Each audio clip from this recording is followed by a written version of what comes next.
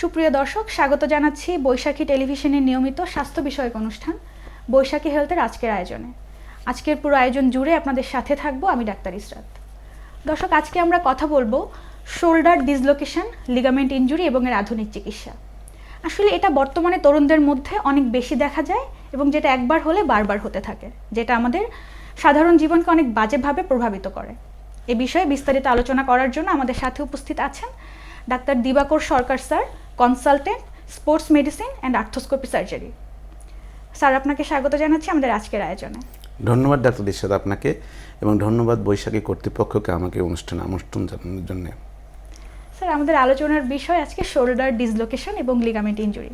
Sir, প্রথমেই জানতে চাইবে এটা আসলে কি এবং এটা কেন হয় এবং কাদের সবচেয়ে বেশি হয়?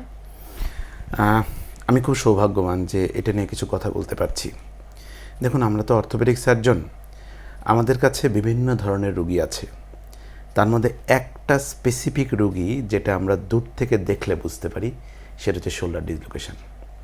কারণ এই রোগীগুলা আসে একটা নির্দিষ্ট পোশ্চার নিয়ে। যখন এই রোগীর ডিসলোকেশন হয়, আমার সম্মানিত দর্শক যারা এটা দেখছেন, যারা একবার এই ডিসলোকেশনের সম্মুখীন হয়েছেন, তারা জানে এর ব্যথা কত। এই রোগীটা যখন ডিসলোকেশন হয়, তখন রোগীগুলো স্পেসিফিক একটা পোশ্চার নিয়ে আসবে, যে জয়েন্ট অর্থাৎ যে শোল্ডার জয়েন্ট ডিসলোকেশন হয়েছে, অপোজিট হাত দিয়ে সেই শোল্ডার জয়েন্টটা ধরবে এবং সামনের দিকে ঝুঁকে আমাদের কাছে আসবে। প্রশ্ন হচ্ছে যে স্যার, এটা কী, কেন, কাদের হয়? আমাদের দেহের যত জয়েন্ট আছে তার মধ্যে একটা one of the weakest joint অর্থাৎ দুর্বল জয়েন্ট হচ্ছে শোল্ডার জয়েন্ট। শোল্ডার জয়েন্টের, আমাদের যে কোনো জয়েন্টেরই স্টেবিলিটি দুইভাবে নির্ধারিত হয়। একটা বনি অর্থাৎ হাড় দিয়ে একটা স্টেবিলিটি মেনটেন করা হয়, আর একটা হচ্ছে হাড়ের সাথে কিছু মাসেল এবং লিগামেন্ট দিয়ে স্টেবিলিটি মেনটেন করা হয়। এর মধ্যে যদি আমি শোল্ডার জয়েন্টের কথা বলি এবং সাথে কম্পেয়ার করি হিপ জয়েন্টের মেইন অর্থাৎ আমাদের উরুর যে জয়েন্ট, সেটার মেইন স্টেবিলিটিটা দিয়ে থাকে, মেইন স্থায়িত্বটা দিয়ে থাকে বোনস। অপোজিট হচ্ছে শোল্ডার জয়েন্ট, আমাদের মেইন স্থায়িত্বটা দিয়ে থাকে লিগামেন্ট। যার ফলে যখন একবার শোল্ডার জয়েন্টের ডিসলোকেশন হয়, এর লিগামেন্টগুলো লুজ হয়ে যায়। আপনার প্রশ্ন হচ্ছে স্যার, শোল্ডার জয়েন্টটা কী এবং কেন হয়? শোল্ডার জয়েন্ট হচ্ছে এটা একটা জয়েন্ট যেটা আমাদের অনেকগুলো লিগামেন্ট এবং মাসেল দ্বারা মেনটেন করে থাকে। পরের প্রশ্ন হচ্ছে কেন হয়? দেখুন, শোল্ডার জয়েন্ট ডিসলোকেশনের স্পেসিফিক কোনো কারণভাবে বলতে পারবো না, তবে স্পোর্টস মেডিসিন রিলেটেড যতগুলো জয়েন্টের ইনজুরি হয়ে থাকে, প্রথম ইনজুরিটা হয় হাঁটুর লিগামেন্ট ইনজুরি। দ্বিতীয় যে জয়েন্ট সবচেয়ে বেশি আক্রান্ত এবং ক্ষতিগ্রস্ত হয়, সেটা হচ্ছে শোল্ডার জয়েন্ট। ঝামেলা হচ্ছে শোল্ডার জয়েন্ট মেইনলি মেনটেন করে হচ্ছে মাসেল এবং লিগামেন্ট।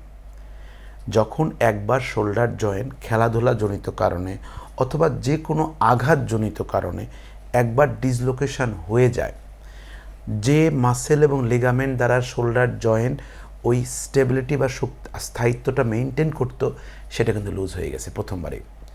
শোল্ডার জয়েন্টটা একবার বের হয়ে গেল, তারপরে এই জয়েন্টটা যদি ঢুকানো হয়, কিন্তু ওই মাসেল এবং লিগামেন্টগুলা ওই যে একটু ঢিল হয়েছে, পরবর্তীতে এই জয়েন্ট ডিসলোকেশন হওয়ার সম্ভাবনা বেড়ে যায়। তাই যাদের একবার শোল্ডার জয়েন্ট ডিসলোকেশন হয়েছে, তারা এই ডিসলোকেশনের সম্মুখীন বারে বারে হয়। সাধারণত আপনি অনুষ্ঠানের শুরুতে যেটা বলছিলেন, ইয়াং জেনারেশন এই সমস্যার সম্মুখীনটা বেশি হয়ে থাকে। স্যার, ধন্যবাদ। স্যার, দেখা যায় আমাদের শোল্ডারে তো অনেক রকমের ব্যথা হয়। একজন মানুষ কি কি উপসর্গ দেখে, বা আপনারা যখন রোগী আসে আপনার চেম্বারে, কি কি উপসর্গ দেখে বুঝতে পারেন যে আসলে শোল্ডারটাই ডিসলোকেট হয়েছে? খুব ইম্পর্ট্যান্ট প্রশ্ন। শোল্ডার ডিসলোকেশনের উপসর্গ রোগী আমাকে বলে দিবে যে স্যার, আমার তো শোল্ডার বারে বারে বের হয়ে যায়। একবার প্রথমে বলছিলাম যে যার একবার ডিসলোকেশন হয়েছে সে জানে।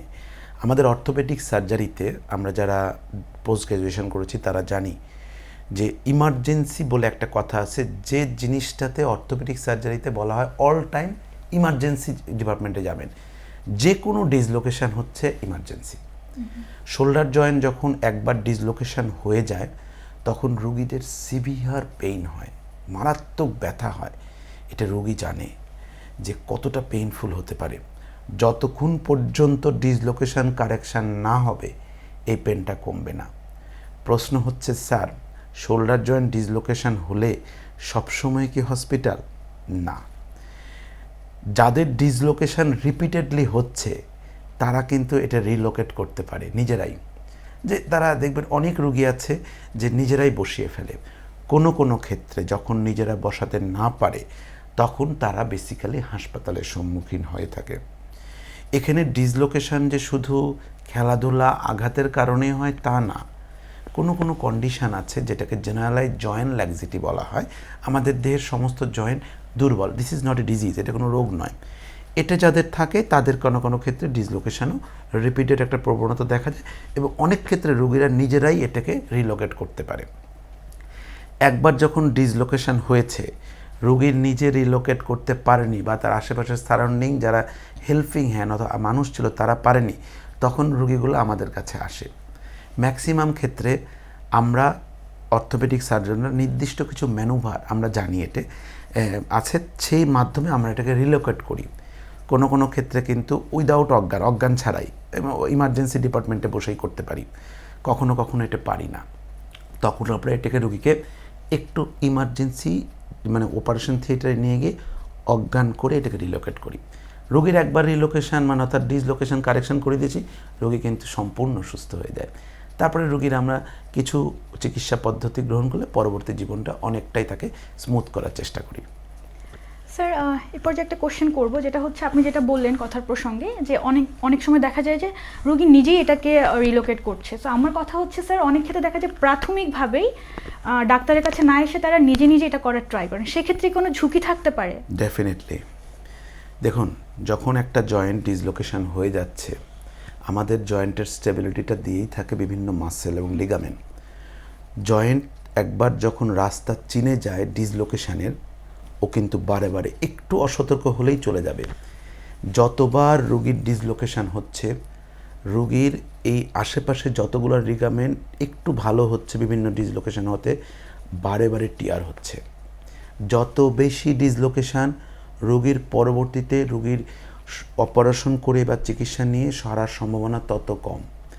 এই জন্যে যারা ডিসলোকেশন হয় তারা জানে যে কি কাজ করলে এটা ডিসলোকেশন হয়। যেমন রোগীর খুব সহজেই ডিসলোকেশন হয়ে যায়, রোগী সাঁতার কাটতে গেলে ডিসলোকেশন হতে পারে, রোগীর জামা পরতে গেলে, শার্ট পরতে গেলে, গেঞ্জি পরতে গেলে ডিসলোকেশন হয়ে যায়।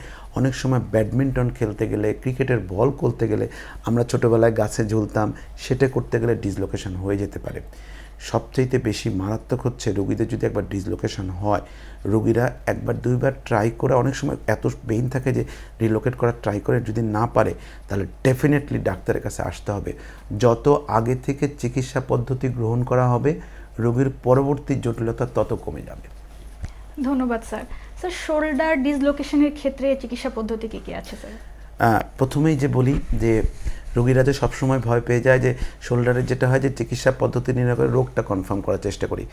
হিস্ট্রি শুনে, ইতিহাস শুনে, রোগী ক্লিনিক্যাল আমরা এক্সামিন করে তারপরে স্পেসিফিক দুইটা পরীক্ষা, একটা এক্সরে একটা এমআরআই করলে আমরা ডায়াগনোসিস কনফার্ম করতে পারি যে রোগীর এখানে ডিসলোকেশন হচ্ছে কি না। দেখুন, সবচেয়ে মানে মারাত্মক একটা রোগী সমস্যার কথা বলে যে রোগী ঘুমের মধ্যে ডিসলোকেশন হয়ে যায়, অনেক সময় রাস্তায় চলার ক্ষেত্রে ডিসলোকেশন হয়ে যায়। এক্ষেত্রে রোগীদেরকে যখন আমাদের কাছে আসে, আমরা নির্ণয় করি রোগীর কোন লিগামেন্ট ইনজুরি হয়েছে শোল্ডারে, রোগীর এটা নর্মাল জীবনযাত্রায় কতটা প্রবলেম করছে, তারপরে তার আমরা চিকিৎসা করি। তবে সকলেরই যে সার্জারি লাগে তা না, কারো ওষুধ এবং ফিজিওথেরাপি এবং সতর্কতা অবলম্বন করলেই ভালো হয়ে যায়। তবে কারো ক্ষেত্রে এটার সার্জারি প্রয়োজন হতে পারে। স্যার, এই ক্ষেত্রে আধুনিক চিকিৎসা কি থাকতে পারে? আধুনিক চিকিৎসা এখন খুবই মানে আমরা সৌভাগ্যবান যে আমরা বর্তমান মানে বিশ্বে যে মিনিমাম ইনভেসিভের যুগ চলছে, অর্থাৎ যত কম কাটা, রোগী যত কম হসপিটাল স্টে করবে, রোগীর তত তাড়াতাড়ি আউটকামটা ভালো হবে, রোগীর খরচও কমে যাবে। ল্যাপ্রোস্কোপিক সার্জারি যেমন আমাদের পিত্তথলিতে পাথর, গোটা বাংলাদেশে সকলে জানে, ছোট্ট ফুটা করে দুটো করে দিই। আমাদের শোল্ডারেরও আধুনিক চিকিৎসা এখন শুধু দুটো ফুটা করে, অনলি 1 ডে সার্জারি, এবং রোগীর আউটকাম খুবই ভালো। রোগীদের পরবর্তী ডিসলোকেশনের সম্ভাবনা একেবারেই কমে যায়। রোগীর হসপিটালে শুধু 1 ডে স্টে করতে হয়। যত কম কাটা, রোগীর খুব কম কাটা, ইনফেকশনের সম্ভাবনা তত কম, রোগীর ইকোনমিক বার্ডেন অনেক কমে যায়, রোগীর সফলতার হার অনেক বেশি হয় এক্ষেত্রে। স্যার অসংখ্য ধন্যবাদ আমাদের সাথে থেকে এত গুরুত্বপূর্ণ আলোচনা করার জন্য। আপনাদেরকেও অনেক ধন্যবাদ আমাকে এই অনুষ্ঠানে আমন্ত্রণ জানানোর জন্য। দর্শক, শোল্ডার জয়েন্ট আমাদের শরীরের অত্যন্ত গুরুত্বপূর্ণ একটি জয়েন্ট, তাই শোল্ডার জয়েন্ট নিয়ে কোনো ধরনের অবহেলা গ্রহণযোগ্য নয়। সচেতন থাকুন, সুস্থ থাকুন। আপনাদের সকলে মঙ্গল কামনা করে আজকের আয়োজন এখানেই শেষ করছি।